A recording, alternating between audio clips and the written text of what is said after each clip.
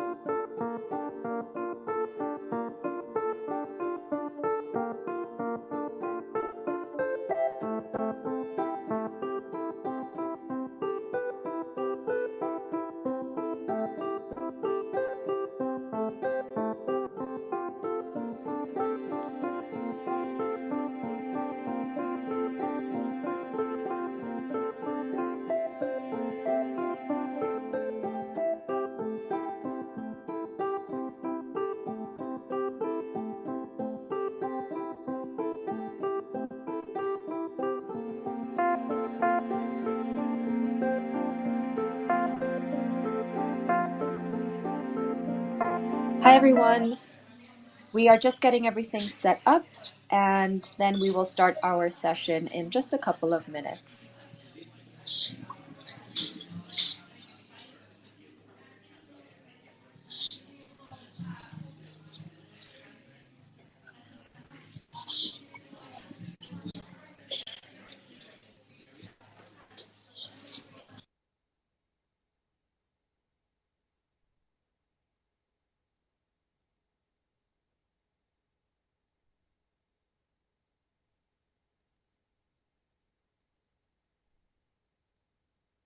Hello.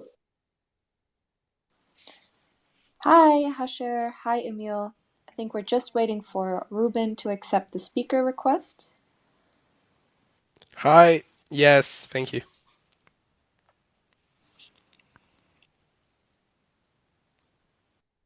So are we doing this in French?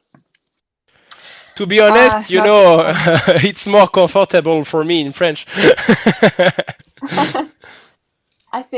I mean, my French is like 0, so we can totally do it in French. No problem. That will be a bit more complicated for me, but it's okay. Yeah. Well, honestly, I think your English is really good, so it will be a really great talk. Better every day. Yeah. Unlike my French, which I feel like is worse really good. Wait for Owen to speak in Japanese. Oh yeah. No. Are you learning? Absolutely not. Hey, Ruben. Hey, how are you, Lenny? Good, good. Well, it's great to have you guys all here, and and thanks all for making it. I think we're gonna just get the session started. So, hi everyone again. Welcome to one of our next Twitter Spaces series, and this week we are talking about the topic of maximizing crypto safety in 2023. Today we're talking about what is perhaps one of the most crucial topics in the crypto space, and that's namely on everything around custody, security, and storage. We have 3 highly experienced guests here today to talk to you about the importance of keeping your assets safe and what the future of crypto safety will look like. So we're super excited to welcome Ruben from NGRAVE, Emile from XDEFI, and Owen, also known as Hasheur, from Merre. I'm your co-host, Naini, and together with my co-host, Peter, we're super excited to get into this topic today. Unfortunately, it will not be in French. We're going to have to stick to English, but thanks everyone for dialing in. So before we get started, we just wanted to let everyone know in the audience that we have carved out around 15 to 20 minutes at the end of the session for all of your questions. We will be hosting a 30-minute roundtable before the Q&A. If you have any questions that pop up during this time, please feel free to put them in the comments section below. And if you have any reactions to what our speakers say, there is a emoji function at the right corner of the screen if you're using mobile. Okay, so that was it from the housekeeping. So now let's get started with a good old round of introductions. So if you could please introduce yourselves and tell us a little bit more about how you got into crypto and how you got into your current project. And we'll start with you, Emile, and go around to Hasheur and then end with Ruben. Sure. Okay, perfect. So, nice to meet you, everybody. My name is Owen Simonin. I'm a French entrepreneur, but also a French YouTuber. I'm making video about blockchain and cryptocurrency topics from 2016. Yes, in 2016. And I was starting by talk about blockchain because I invest a lot on this ecosystem, but step by step, I just building and running my first company, Merre. Merre is always today my main company, and we are proposing a kind of bridge between the traditional finance and the traditional tool of finance, a platform basically, and the DeFi world and the different investments that we can able people to invest and to work with capital in the blockchain field. Basically, we are also regulated in France because we are now under the regime, the PSAN, the PSAN regulation in France, and we are proposing different kind of validator on the blockchain, but also DeFi and lending solution to individuals, small, medium, and large enterprise, but also institution. We are running few projects, few company, but the most important one is Merre, and now we are a bit more than 100 people in full time. Amazing. Thanks for the introduction. Emile, do you want to go next?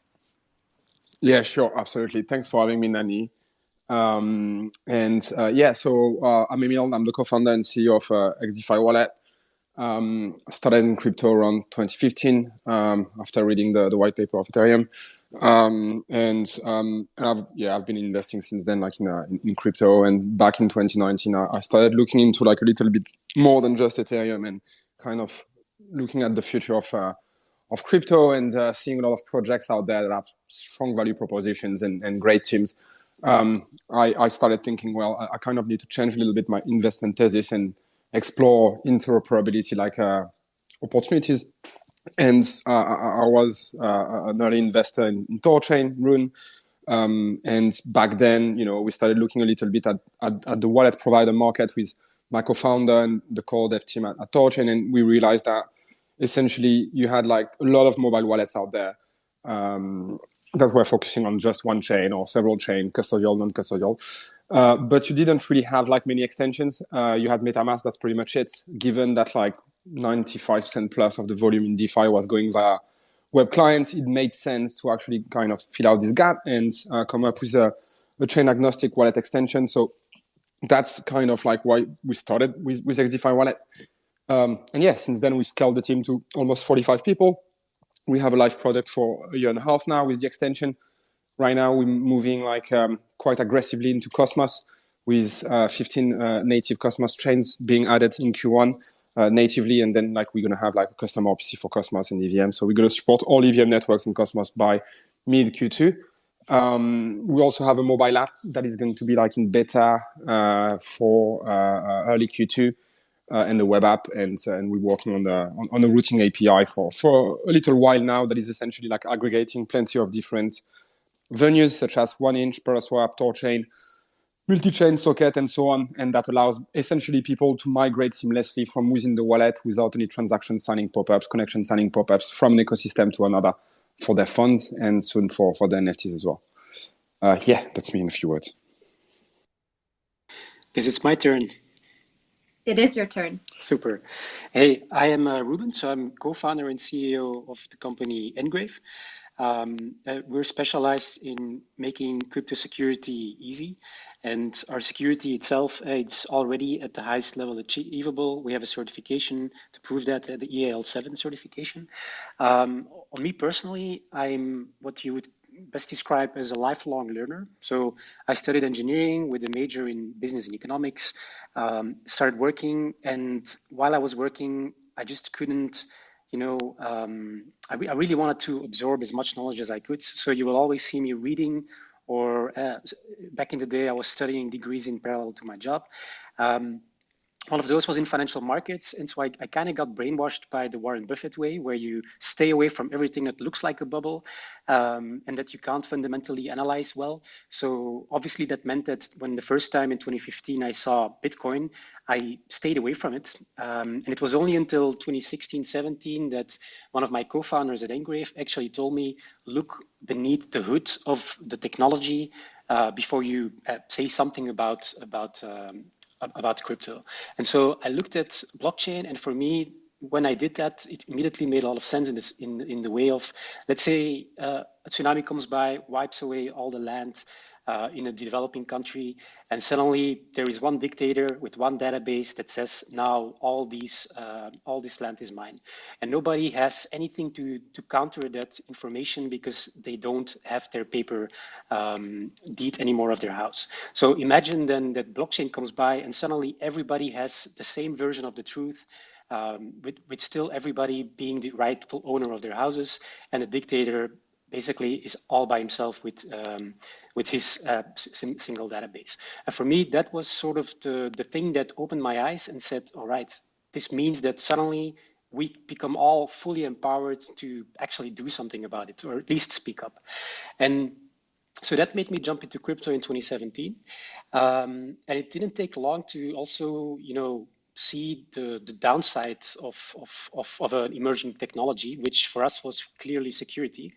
My co-founder Xavier had the worst experience of us all with it. So his project was hacked for 40,000 Ethereum. That's something you can only imagine. And so for us, and for me, it didn't take long for the light bulb to turn on and blink. Security is really not where it should be. And so we started with a very extreme stance in security by actually saying, when it comes to the security of our users, we will never compromise on that. And that meant that we actually had to go further than the hardware wallets of yore. So we decided to not go with Bluetooth or USB. We decided to go truly connectionless. And that meant that our hardware wallet 0 needed to be 100% offline. And we did that by basically starting with one of the first QR code wallets back in the day. But we didn't end there, so we decided to build an end-to-end solution, which meant we had a hardware wallet that was also EAL7 certified, which is the highest level of security you can achieve, a touchscreen wallet to also make it easy to use. But then on top of that, something that's actually even more important than your hardware wallet, because face it, you can lose your hardware wallet, you just buy a new one, you enter your seed phrase, and everything is back. And unfortunately, that's still a huge pain point today, because everybody's using paper wallets. And so we invented, on top of 0, our hardware wallet, graphene, and graphene is our backup solution. And our graphene is unfindable, indestructible, and recoverable. For more information, I would say happy to discuss during this talk. But yeah, for us, our mission is to empower you to safeguard your wealth so that you can actually focus on the things that are important to you in life. Great. And I think that's also a really good, transition into what we'll be talking about today, which is essentially security and how the future of that will look like. Although it's always difficult to predict what will happen, especially in such a quick changing space that we're all in. But thanks, guys, for all your introductions. We have a really great mixed panel today, and we're excited to get into the topic. So we'll jump right into the first question, actually. So we look back at 2022 and there were some good moments and then there were also some difficult moments, but we definitely saw some awareness around the topic of self-custody, especially after, a series of unfortunate events such as FTX. And as a result of that, actually more and more people, they moved their assets to non-custodial wallets. So, and jump in whoever wants to answer this question first, but how will the field of custody and security evolve over the next few years?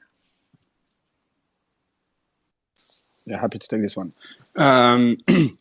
Well, I mean, future will tell us, but I think that what I think is important is for, in general, wallet providers to find a way to make the migration from centralized venues where you don't have to really care about your own private key and gas and so on, the easiest possible, really. So, like, I mean, crypto is, like, not your key, not your coins. That's fair, but at the same time, I do believe that, like, we have kind of a responsibility to make it as easy as it gets. So there are plenty of solutions out there we can work on. On our end, like, what we've tried to do is to build the wallet by abstracting the concept of chains, because when you in the safest way possible, and I'm going to give more details about that, but essentially, like, when you're on the centralized exchange, you kind of care about assets. You don't really care about chain itself. You don't have to pay for gas. You don't really have to change network and so on.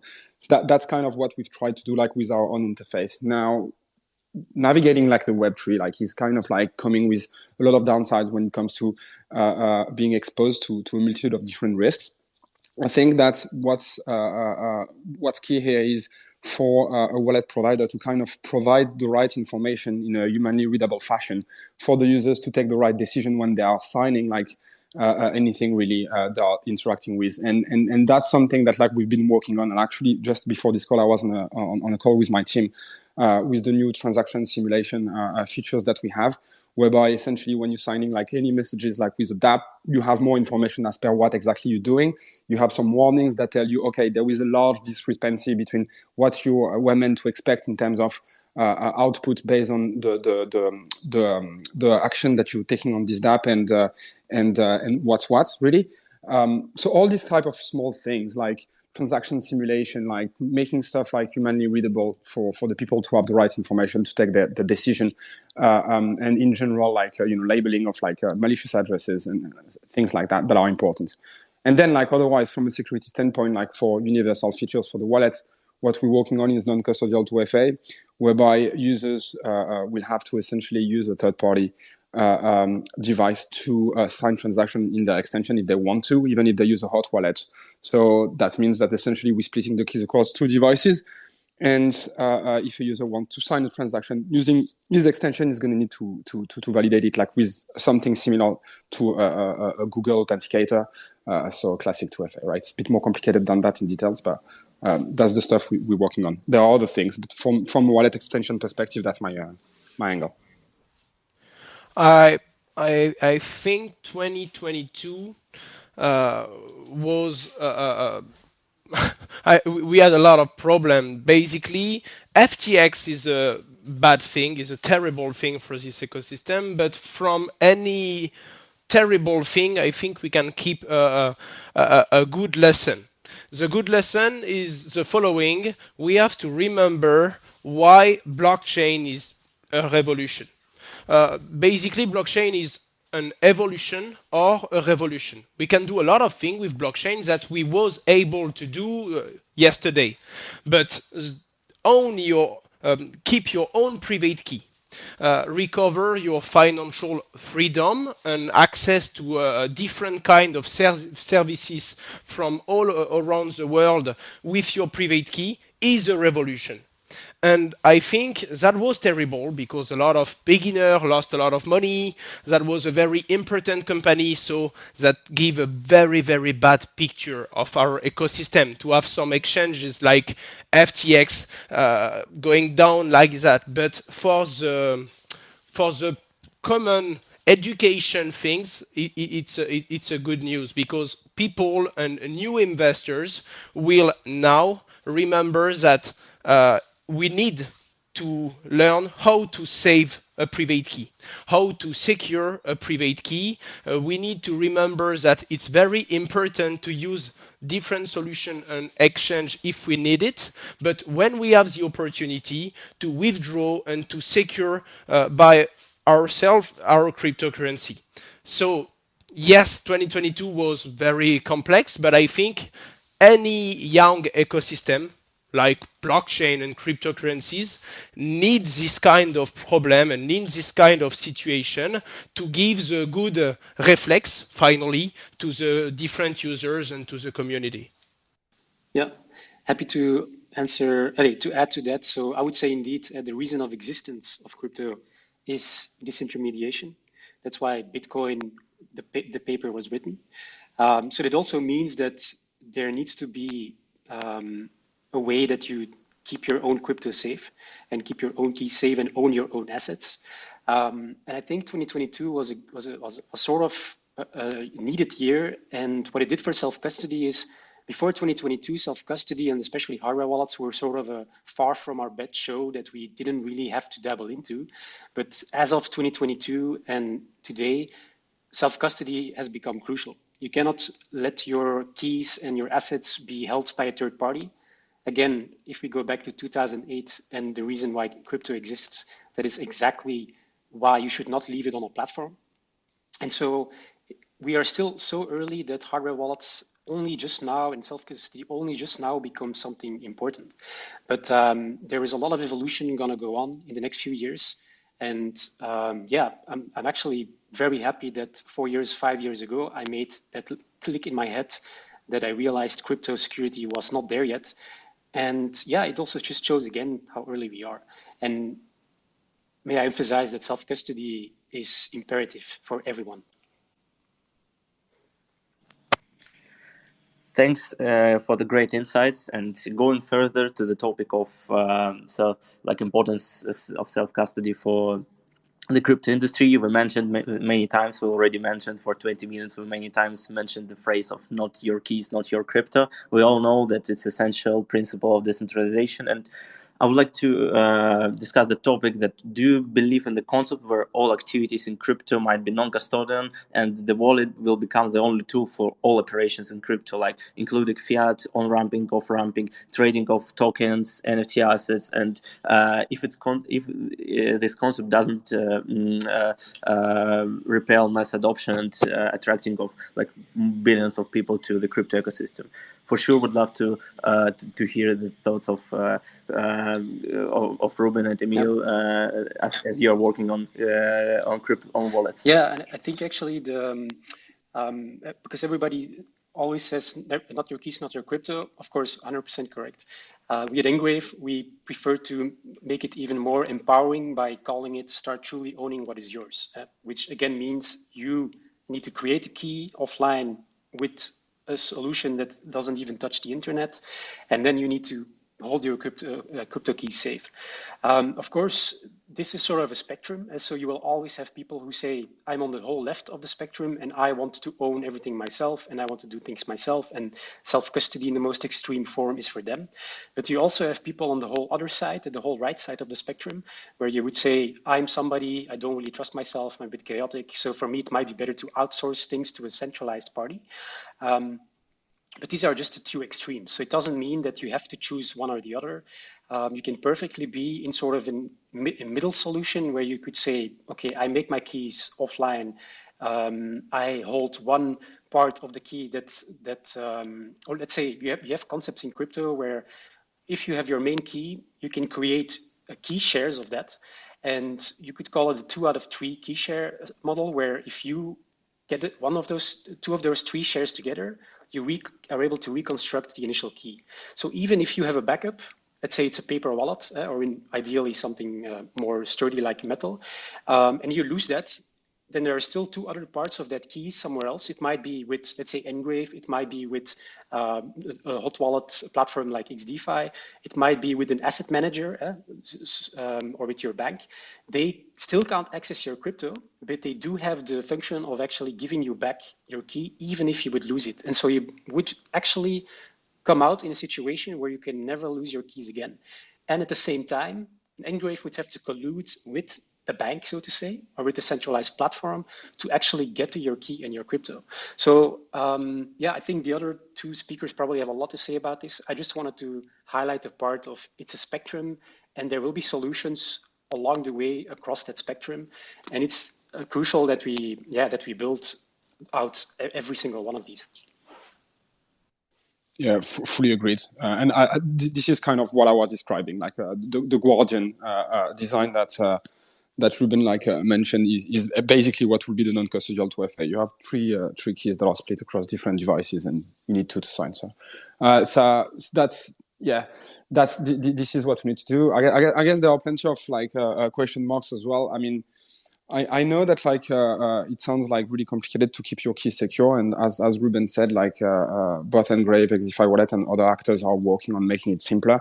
I think to a certain degree as well, people are going to need to have access to more education and kind of educating themselves. I'm not sure it was that straightforward the first time someone like drove a car or the first time they've used internet either. I don't think it's that straightforward to open a bank account in most countries or go through your own taxes. But people had to kind of like go through these kind of like educative steps, and I think that's also going to be the case like in crypto, irrespective of whether like we make it simpler or not. So I think it's also important also for us as actors to make sure that like there are the available resources out there for people to actually educate themselves. Cool. Thank you so much for the insights. And education is a crucial part for teaching, especially the beginner audience who just like came to crypto a few months ago and would like to explore how to keep and trade their assets secure. And that's I would like to hear the thoughts of Hasheur as a community leader. You know a lot about like average users and beginners about their pains in topics of security and storage of their assets in crypto. Which, like right now, currently, like which barriers and most common issues do you see among your community members in topics of like self-custody and working with the storage and secure of their crypto assets? We have different barrier, and it's depending of the typical beginners or not, because my mother and somebody totally different with with a lot of knowledge in the technology that will ask this question very differently. From my point of view on YouTube and my different communication, my feeling is the most important barrier is the question of education, because you know, blockchain and cryptocurrencies for 99% of people in this chat, now it's normal. Every day we are using some wallets, we are making some transaction. It's normal to check if you are in the right blockchain network or not. But all these things are necessary to use every day blockchain and non-custodial solution. The most important barrier today for the new beginners is this glossary specific to cryptocurrencies and this environment. You have to understand some concept of the blockchain if you want to be able to use it with a bit of efficiency finally. Basically, people have to learn the different bases, like you have to manage your private key, you have to secure your private key, but also to save it. A seed phrase. So the first time of my life where I see a seed phrase, that was when I was set up my first ledger. Basically, it's complex. When you have your seed phrase, you have to save it. You will take 10 words to somebody, to your family, and you will save 10 words in your home. You have to understand that if you have the same place for your ledger and for your seed phrase, if you have a problem to this place, you can lost the key and the backup. It's a lot of, for us, normal thing, but basically, for a beginner, it's very, very complex. Basically, they have to understand what is blockchain, what is crypto, and why blockchain is a revolution, because if the beginner don't understand why blockchain is a revolution, it's very complex to take the time to going deeper and to learning these different things of have and secure your own private key, etc., etc. The second barrier is the risk. By definition, blockchain invites us to reclaim our financial freedom. Basically, we will be able to use, to spend our money, but we can do exactly what we want. We can use our cryptocurrency to invest and to develop some very interesting projects. But if we want to spend 1,000, 10,000, or our whole finance to buy NFTs and some things useless or not, we are also able to do it. That's why this barrier of risk is very important, because from my point of view of YouTuber, any people starting in cryptocurrency have to start by, a phase where you are a gambler. You don't really understand, but you will try to buy some cryptocurrency. It's a kind of bet. Yes, I feel this one, but I don't feel this one, and you are forgetting the risk. because it's like a video game. You are discovering something, but finally, you are not just discovering a new video game. You are trying to claim your financial freedom, and you have to understand that you are also claiming your financial responsibility. This thing, it's very important to understand about the risk, because you can also, with your financial freedom, take some very, very bad decision and regret it.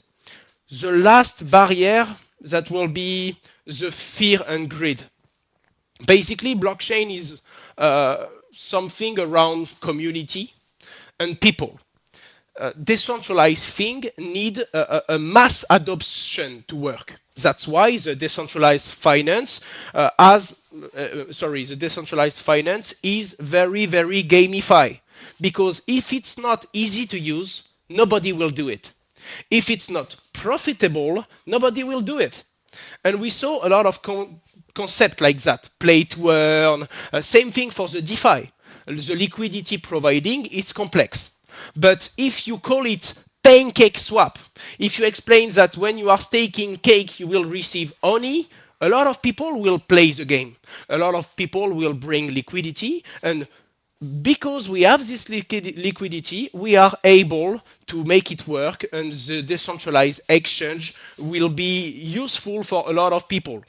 That's why it's complex, because from some moment, because it's only around the community, you can have a lot of fear or a lot of greed. Because when somebody give a good feeling about the project, a lot of people can buy it for make it pump. And in the other sense, basically, when a lot of people are afraid by the regulation, by the price of cryptocurrency because they are going down, at this moment, in few minutes, because it's only about human and community, everything can change very, very fast. And basically, for a beginner, it's really complex to take, a bit of distance and to take a reflection around it.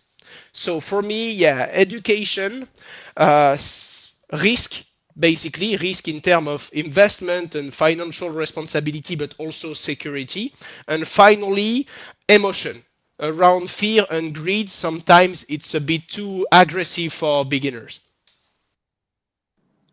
Thanks for the great insights. You covered really great topics of education, risks of self-custody, and emotions on the market. And probably Emile and Ruben, you can share some of your ideas as the founders of the wallet products. How do you plan to break these barriers of educational things, risking, and making self-custody more fun and more probably gamified in some ways for average users and beginners?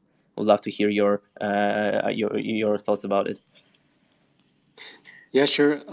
Actually, as we speak, this is I think the second week of our annual security self-audit. So if you would go to our website, NGRAVE.io, you will actually be able to take a 4-minute sort of security self-audit. It's very tailored and customized, so it also gives you at the end sort of exact tips on how to improve your specific security level. And on top of that, yeah, I mean, we have an academy, we have a blog, we go pretty deep in security education, and I think this security audit is definitely a great thing to do today. Not sure what Emile has to add.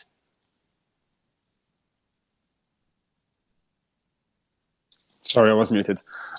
So essentially, there are a lot of things we can do. We if you go on our website, I think we have something like 70 different articles that basically helps you to just not just to onboard into XDEFI, but to understand everything about DeFi and NFTs, from what is an automated market maker, what is a liquidity pool, how can you provide liquidity, what are the things you need to care about, like slippage and so on. So we're really going in details when it comes to pushing out there some educated content. Now, I don't think it's enough. I think that what we need to do from a wallet perspective itself is that when you onboard, you have some sort of ways to onboard with information as per what you're doing. Something that I've been looking into for a little while now is just that we don't have the bandwidth right now, and we're gonna do it, but it's going to take a bit of time because it needs to be done like in a certain way, and there are a lot of limitations to it if we do it in the fully decentralized fashion, such as civil attack and so on. But what we wanted to do is like a play to learn campaign whereby essentially you would have like different milestones to reach, and that will unlock some rewards in XDEFI tokens. And these milestones, you'll be only able to reach them if you are completing some tasks that are requiring for you to understand some parts of the wallet. So I'll give you an idea about that. You arrive, you open the wallet, like once you've backed up your seed phrase, you're already completing one step towards like the first milestones. And then you do a few things, right? You're naming a new wallet, blah, blah, blah, blah, you do a few things, then you reach the milestone, you unlock a rewards, then you start doing some actions that are a bit more complicated from within the wallet, sending some funds from an address to another, adding some token manually, swapping, for instance. Then you complete another milestone. Then the third milestone, once you understand exactly how it works, how protecting your own seed phrase works, how to interact with the blockchain, then you have the third milestone where it's actually navigating the ecosystem, where it's not just using the wallet as a destination, but more as a vehicle, as a way to navigate like across dApps. And then you need to connect to dApps. We have partnership with dApps. You make some actions in these dApps. I don't know, you mint an NFT, or you make a swap on Uniswap, or you deposit some funds on Aave, like, which is a lending protocol, and you unlock like additional rewards. And I guess that's like the financial incentive behind that will actually push users to learn more about crypto, because that's one thing, right? Like to kind of expect for people to read, and I'm the same than everyone, right? Like I'm not the exception. I think we all like that. We have so many information our way all day. We have so many screens in front of us, so many like socials that we're looking into, that we kind of become a little bit lazy when it comes to reading. So some people are super like into like learning all the time, like Ruben, and I'm kind of like that too. But like not everyone has the time necessary to actually do it, or the immediate, the instant incentive to do it. So I think that would be a good way to kind of like making it a little bit fun and rewarding from a financial perspective to actually learn crypto. So that's something that like we actually want to work on, and that I think will be helpful. But we do need to take this into consideration. I think that like a lot of people want to learn, but they don't necessarily know how to learn or have the immediate or instant incentive to learn. And then like they lose funds, and then they say, okay, now I actually need to learn something because like I've done something wrong clearly, and I don't want to reproduce that. So if we can skip this test, this step, that's I think like a good way to go about it. Yeah, I completely agree actually with you, Emile. I feel like education, especially around something that's also quite a complex of a topic like crypto, needs to be interesting, engaging, and fun. And personally, I'm relatively fresh to the crypto space. And I remember when I started out, I was so overwhelmed with all of the information. But like the more you read, the more you understand, and also the more you pivot your approach towards your assets and how you treat them in a more safe way. And yeah, I also wanted to say, you guys don't just talk about education. All three projects also really, you practice what you preach, and your academies are super engaging. So they've also helped me a little bit through my crypto journey. So thanks for that. A little bit of a side note, but back to you, Emile. I actually wanted to kind of touch upon something that you said a little bit at the beginning of the session, which was that your mobile app is going to most likely be releasing its early beta in Q2. And just given, what you were also saying about this milestone initiative that you are implementing, is that something that we'll also be seeing in the mobile application? And what do you think is also going to be some of the biggest challenges you'll face while you're creating your mobile wallet? So that's thanks for asking me that. That's actually a great question. So probably not for now, the play to learn for the mobile app. Again, like the backlog is so full that like this is something we need to work on, like, and we want to do it properly as well. We don't just want to. So we want to first get ready for the next cycle, then we're going to work on this type of campaigns. But yeah, for the mobile app is really different, right? Like if tomorrow I've offered, so literally that's a real like life experience. I've offered NFTs to my dad. For last Christmas, not this Christmas, last Christmas. And he was like, oh, can I download your wallet to see them? And I was like, yeah, sure. And he was on the Apple store, like trying to find the wallet. And I was like, dude, this is an extension. What are you talking about? And obviously, like, I was like, well, for me, it's a given, as Owen was saying. But like, I don't think like most of the people don't even know what an extension is in the first place. So let alone like a crypto wallet extension. So I think the mobile app is really here to cater for the audience that is just joining and onboarding in their Web3 journey. So we've tried to make it like simpler than for the extension, which is easier on the mobile client, let's be honest, because an extension client is quite complicated to interact with as a dev. So the mobile app, like the onboarding will be really simple, as in it will be 3 steps. You won't have right away the obligation to save your seed phrase. It will basically come once you are on the landing page. There will be like several ways for you to actually save your seed phrase. Either it will be manually, or it will be like by backing it on the cloud in an encrypted fashion, which is safe. And later down the road with the mention I've made, like with the guardians. So we're trying to make it as simple as it gets. Not a lot of clicks, not a lot of details. Trying to just make it like a simple and similar to what you will see like with a challenger bank, for instance, like I don't know, Revolut, Monzo, depending on in which country you are, to make sure that like people can have access to crypto without having to go through the hurdle of interfaces that have like a lot of detail that are not necessarily like relevant for a new time user. So that's been like the big focus. The big focus has been to, okay, you can store all of your assets in one place. You just need one wallet. You don't need several seed phrases. You just need one. And at the same time, you have the security that goes with it and an easy way for you to swap and to also like interact with your NFTs, again, from one single place. And I think it's important to mention that because today, if you really want that, we need to get like kind of like how people are getting on board into crypto. There is like a speculative element to it. Like the first time I went to crypto was because I read the Ethereum white paper, because also I missed on Bitcoin. I was an analyst in finance back in 2012. Like I had a friend engineer pitching me Bitcoin. I was like, that has no fundamental value. I was like a value investor in a hedge fund, and I was like, well, I mean, like for me, I don't even like get the point of it, right? I understood later on. But most of the people, they're gonna go in crypto. Why? Because they've heard like that one friend of them or a family member made money investing in the crypto. That's as simple as that. The first time they get into crypto, they just don't get into crypto straight away to go on Compound or Aave and lend some ETH and borrow some other stuff. Like so, they just want to reap the financial rewards that is associated with a crypto investment. And if you don't have like a multi-chain wallet, when you do this, well, essentially you're hearing maybe your friends like actually speaking about some coins that are on another chain that your wallet doesn't support. So you have to download a second wallet. You have to deal with a second seed phrase. You're increasing like the surface attack by 2. And you keep on doing so if you want to explore other opportunities on other VMs. So that's another element to it. If we really want to replace like centralized venues, which are by default multi-chain and are abstracting this concept of chain as a self-custody wallet, whether it's a mobile app or an extension, but even more so in in a mobile app, we need to support as many ecosystem as we can. Just a funny statistic about mobile app. I was surprised with Merre because actually we just have a website. Our platform and our different tools are only on the website merre.com. But we had this discussion in intern to know, do we have to put a budget, some developer and a lot of time to develop a mobile app for our customers? I was surprised because we sent the question and we asked 5,000 or 6,000 customers.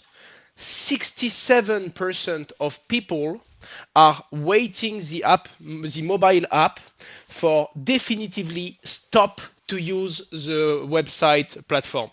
That was a shock for me because for me, money and financial thing, it's only on a computer. It's complex on mobile phone because for me it's less security. Basically, that was my point of view. And today, the most important part of our customers on the community is saying that finance and blockchain interaction by mobile phone, it's more natural, and that's why we will have to develop the mobile app in the current 2023. So. Thank you so much for the great insight. I guess some builders that are working on crypto products right now will take your statistic as a great advice for their initiatives. And before we go to the Q&A, I would like to ask if you had just one tip for our audience on how to securely store their assets, what would the tip be? Because we discussed many initiatives, different types of securities, but if we summarize into like the one tip, one simple tip that can be described in a few sentences, what would it be? So, who wants to go first? I can go first. Yeah. So I would say one thing that a lot of us are constantly overlooking, and it's quite strange. It's that the backup is the most important part of your crypto. As long as you have a backup, you can get into any new wallet again. The keys are standardized. As long as you have your backup, so you have your key, your seed phrase, you can literally import it again, and all your wallets will be restored. And that's thanks to the community who sort of standardized these things. And if we look at, probably if we would ask people right now, how many of you store your seed phrase, either you don't have one and an exchange has it for you. I would say that's the worst case. Maybe you have it on a paper wallet. A lot of people have that as well. We're currently also checking that in our security audit to see the percentages of people who have it there, who have it on a metal wallet, metal backup. And yeah, so we built Graphene specifically for that purpose, to actually have something that you could call the ultimate backup. So something that is indestructible, is unfindable, and is recoverable if you lose it. So that essentially the one thing you need to try to achieve is that you never are able to lose your keys again. And I think the first security tip, first and foremost, there is, if you're serious about your crypto, start with the backup. Start thinking from there. And then second, I would also add that, again, because that means your key is the most important thing, the first thing you will ever do in your crypto journey is you will create a key. And when we started with our company and we looked into key generation, and obviously our first principle is our promise to never compromise on your security, we looked into key generation processes of hardware wallets, of bank solutions, of hot wallets, and so on. So everything we could find. And we realized that keys are not created equal. So if your process to create a key is not that strong, then you will only create a certain range of keys and it won't be that random. So it will be quite easy to guess your key as long as you do sort of a brute forcing, which means you just try all the possible combinations that a key can have. So a good key generation process is crucial. And if you would look into, let's say, the niche of hardware wallets where we are in, then what we see and what we were quite astonished by is that the chips inside hardware wallets that are designed to create the keys, you can do a simple Google search, and they're called secure elements. They have backdoors by third parties. They are standardized. Parties like the CIA, the FBI, and other parties as well in other countries, they have a way of knowing what your key generation process will yield.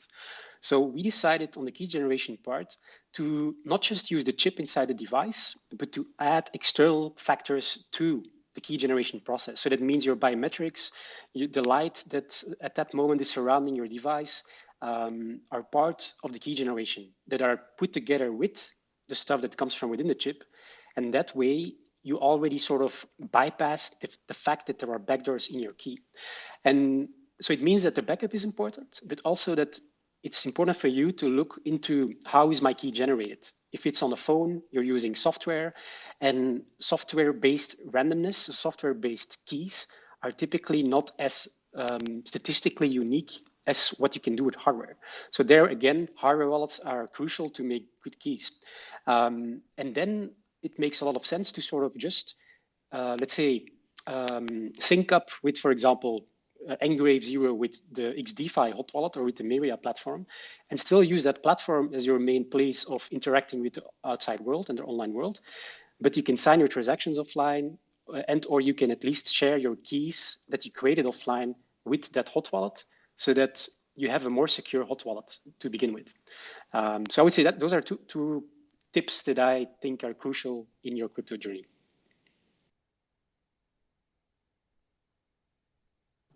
Cool. Thank you so much for the insights. Emile, Hasheur, do you have something to add? I can add something for really beginner. When you're generating your private key and when you're generating your hardware wallet for the first time, you don't have only to focus on the backup Of course, it's very important. You have to save it. But if I can give you an advice, try to use your backup. Try to recover your wallet from the first day before making any deposit of cryptocurrency. Use your backup and try to recover it just for test finally your private key. That was one of my most important loss in my journey of cryptocurrency investors. My backup was good. I remember my backup was good, but I think when you will read something and you will write it, I think I write the wrong word. I don't remember exactly what is the word, and I lost a private key like that. So a lot of my subscribers told me that it's the new best practice. It's of course to back up your private key, but also to take these habits in the first setup to try it before making any deposit. Great tip. Great tip.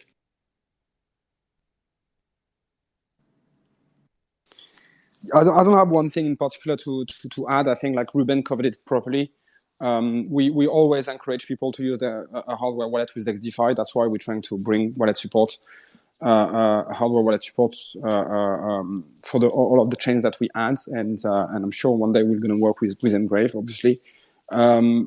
Yeah, that's pretty much it for me.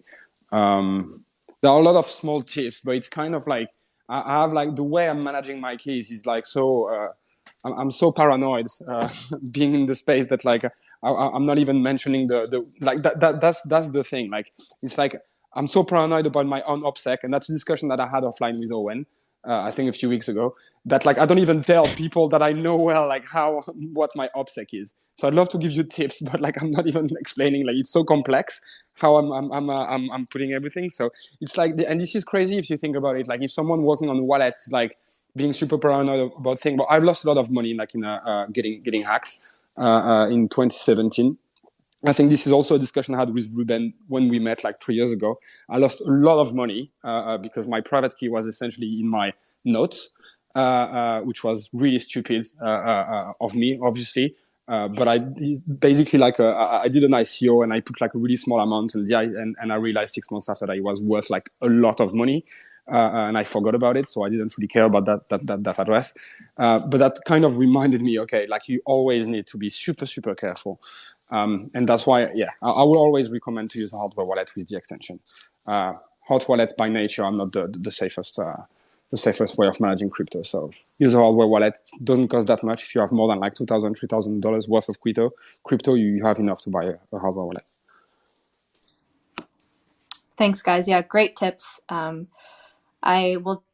try out your tip, Owen. I really like that one. And we're actually at the end of our roundtable discussion. So, I think a common consensus between all of us was definitely educate yourself. It's difficult to say what the future of security will hold, but the fact that we, have gone through a bit of a crisis last year is a good, slap in the face and wake up call for us all to be a bit more careful with how we handle our assets. So for all the people that have been requesting French, I want to just say merci beaucoup to you guys. Thank you so much for this lovely talk. And we will open up to the Q&A. So if you have any questions, now is the time to request to speak. We'll then give you access to ask your question directly to either Ruben, Hasheur, Emile, or all three of them. Or if you don't want to speak, you can also write your question in the comment section and I can then read them out loud. Please don't be shy. This is a really great opportunity for all the builders out there, or even those that are unsure what to do with their assets to ask their questions.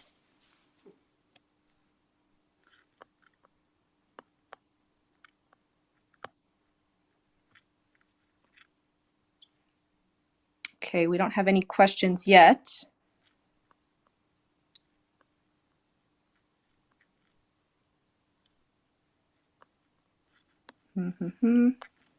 Okay, Peter, do you have any other questions that you would like to ask our guests while we're waiting for someone to come forward with an audience question? Yeah, sure. So basically, thank you guys for the great tips and the great discussion. And the only topic that we haven't discussed about the storage and of the assets and security, that the crypto space is getting more regulated day by day, and we all see it.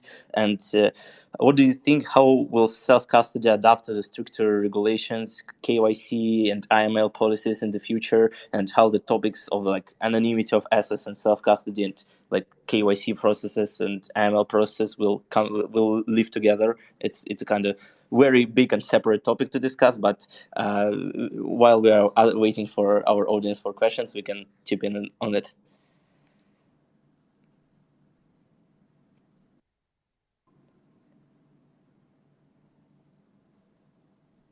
So who wants to take this one? I can try, to be honest. I don't have a complete answer to this, but we have a lot of problem of managing private key and security as a financial institution. The most important problem is the human risk. Basically, if you have just one employee or somebody in your company able to send and to use 100% of customers' fund, you can have problem like FTX. So we need to set up a security module to create a multi-sig rules to ask 2, 3, 5, 10 signature, despite of the amount of the transaction, despite of the protocol, etc., etc. It's complex because sometimes you have to use decentralized solution. For example, Gnosis. Gnosis is a smart contract that you can create with your private key, with your ledger, and you will define some rules for a send transaction or to sign a contract. But the problem is during the bull run, when we have to sign a single transaction with the smart contract Gnosis, we have to pay $300 of Ether. So it's too complex and it's too expensive. The second option that you will have is to buy a centralized solution like Fireblocks. Fireblocks, it's a centralized solution for managing your different transactions, but of course, Fireblocks don't have your private key and don't have access of the fund of your customers. But the complexity is double because you don't have only the security problem, you also have the agility. Basically, we need to be fast in cryptocurrency. When you have to take a decision for your customers, when you have to sell, to buy, and to execute a smart contract, you have to be as fast as possible. And sometimes it's complex to have 6 people in the middle of the night to sign the transaction and to enable your managing team to secure the cryptocurrency or to make an action in the portfolio of the different customers. So in terms of regulation, and when you are an institution, you have some obligation as a bank or other centralized institution, and it's complex with the technical abilities of the blockchain to have the same level of security, and we need to build more solution because today I can give you 1 or 2 example of decentralized solution, but to be honest, I can list you 4 or 5 projects in the world proposing this kind of tools for institution about security. Yeah, from my side, what I would also like to add is, of course, regulation. It's unstoppable. It's inevitable. What it will look like, that is a very good question.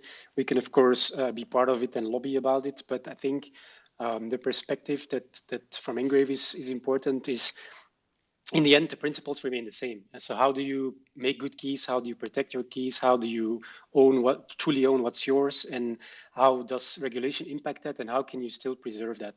Those will be the questions we will be asking going forward whenever a topic like that is tackled by regulators. Great, thanks. We had a question earlier from Eagle GG, but I think they didn't raise their hand in the end anymore. Yes, but if we don't have any more questions left, I think that we can also close this session for today. We've covered a lot of ground in regards to the topic of custody, security, and storage. And thank you, all three of you, for your great insights coming from such different yet similar areas. But thank you so much for joining, and also for everyone in the audience for participating. And we're looking forward to our next Twitter Spaces. Thanks for having us. Have a great Thank day, you. guys. Thank Thanks you. for this organization. Bye-bye. Thank you. Bye.